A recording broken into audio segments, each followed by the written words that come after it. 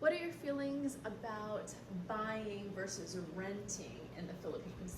That's such a good question and a stick of dynamite. You know, for example, I wasn't born here, so I cannot own land, but Katrina is a dual citizen. Dr. K can buy either here in this country a house or land. But now condos in a building, I think 60% of it has to be by Filipinos that buy them.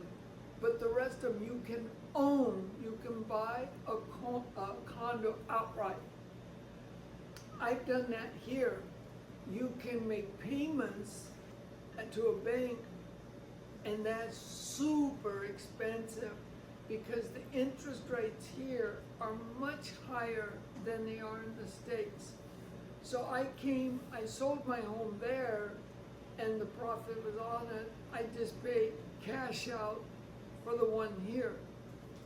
So that made it simple because I wanted to buy, but if before that, the mortgage rates here double. It's about 10% for mortgage rates, so that's way, way, way too high. Yeah, and yeah, it really is that if you're gonna buy, pay it off. out, Yeah. right off the bat.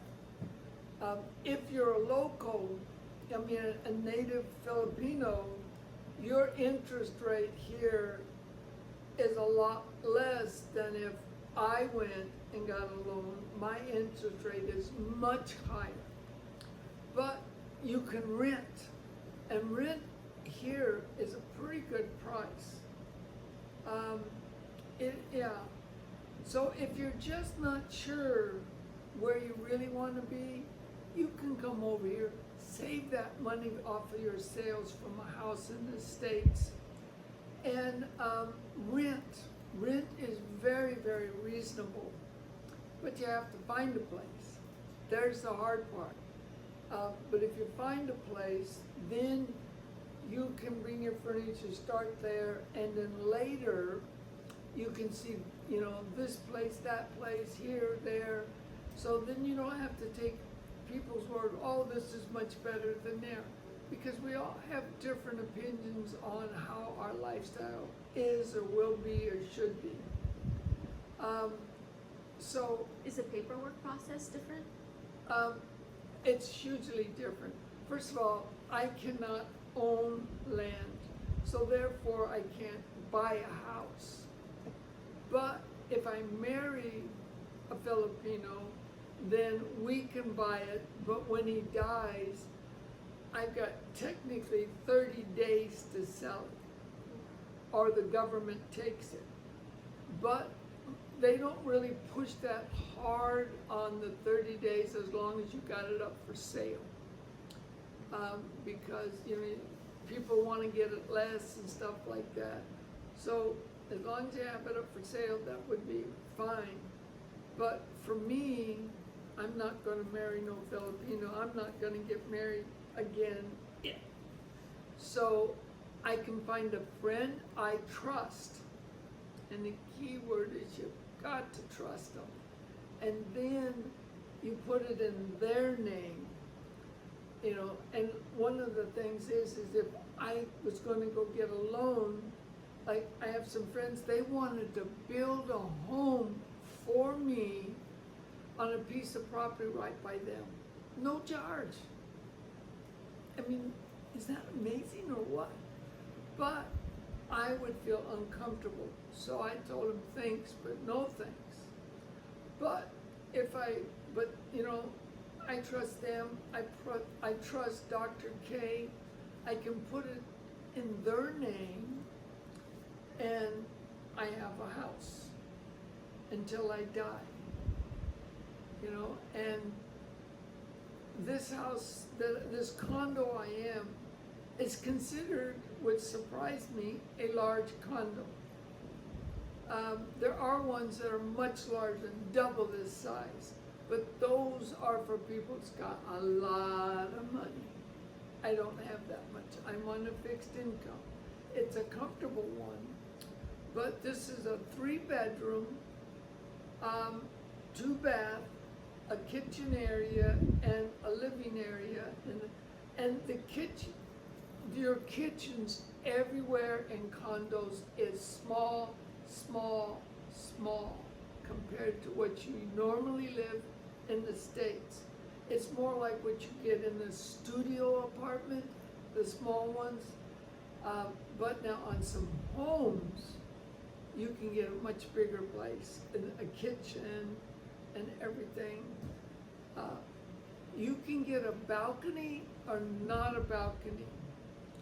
Don't waste your money on a balcony. And the reason why, it sounds great, but it's so noisy because there's traffic everywhere. And it's hot. Yeah, well, but I don't mind heat to a point. I can get out there as long as the sun's not hitting me directly. So, for most, it looks nice and they charge you for it. Don't waste the money. Look for the ones, if you get a great deal and it happens to come with it, take it. But if you go and you buy a place and then you have people to do some of the transaction, you'll take care of the other part when you come back. Be wary and careful, get it all finalized. Because when I came back 3 months later, the government said the value of the house went up like $2 million. Well, then they wanted me to pay a little over $10,000 more. Shocked me. You're gonna get surprises like that here and there. That's why you wanna come over with a good chunk of extra money. So I paid it, we signed the documents, then you're gonna take it to a title company, or they are. You need to tell them and have them sign documents when you're going to get it. And if you don't, they get penalized. And they're gonna say, no, we don't do that. I didn't do that on mine, but now anything I get done over here, like furniture, or look, I got boots. These are custom boots, and I had them made. So whether it's the document for the title, have them set a time and you put a contract. If it's late, they get a penalty. If it's early, you give them a little bonus. So you did this document for the Yeah, boots? I did. You did a contract? And the first ones, he did them on time. The second one, he was late. And I say, okay, you get this penalty from 1 to 3 days. On the 4th day, it increases. And the 5th day, I had furniture made, custom furniture. It's great. The prices are wonderful. And I can show you and introduce you to the lady that does mine. You'll have to give us a kind of like a copy of how you worded it, where you in this contract, where you gave them a couple of days and Well, after this. Yeah, it's a separate, when you have it, and I always do the drawings and I clip it with that, but I put on there what I'm getting, and you can hand some, what I'm getting and the cost, and then you list what they would get if it's early, bonus, and what is late. So on the one, they got it to me on time, I gave them a bonus. The next time, they were 2 days late, I took. And then on the 3rd time, they were early again. So sign contracts that give them a date. They won't want to do it anyway. Thank you so much.